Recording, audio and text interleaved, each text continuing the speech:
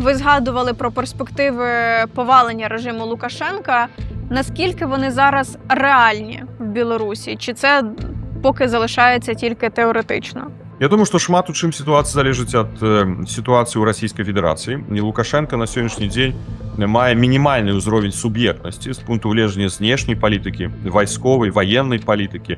Ён, конечно, на сённяшні дзень кантралюе ўнутраную сітуацыю, дзякуючы сілавому апарату, КГБ, Міністэрству абароны, унутраным войскам, Міністэрству ўнутраных справаў. Але яго залежнасць ад Крамля ніколі не была настолькі высокай, як на сённяшні дзень. Таму мы і кажам, што яго суб'ектнасць на сённяшні дзень за 32 гады яго панавання ў Беларусі самая мінімальная. Таму сцэнар змену гэта звязаны, зразумела, з вайной ва ўкраіне. Калі Украіна у гэтай вайне выйдзе пераможцай, ну тут по-рознаму можна ацэньваць, што такое перамога для Украіны на сённяшні дзень.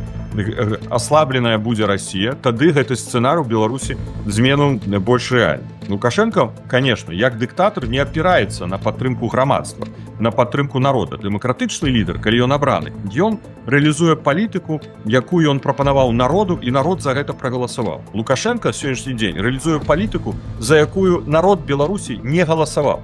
Ён рэалізуе палітыку Крамля. Якім чынам змяніць гэта? Мы прапаноўваем, як гэта было ў Польшы ў 1989 годзе, круглы стол, які бы даў бы магчымасць дамовіцца аб тым, што для нас самым галоўным з'яўляецца незалежнасць Беларусі. Гэта я кажу пра номенклатуру вакол Лукашэнкі і дэмакратычныя сілы, незалежнасць і адмаўленне падтрымкі агрэсіі супраць Украіны і спынення рэпрэсій унутры краін. Вось гэтыя пытанні маглі бы стаць прадметам дыялогу паміж номенклатурай Лукашэнкі і дэмакратычнымі сіламі Беларусі, і тады у Лукашэнкі быў бы шанец абаперціся на грамадства, на беларускі народ.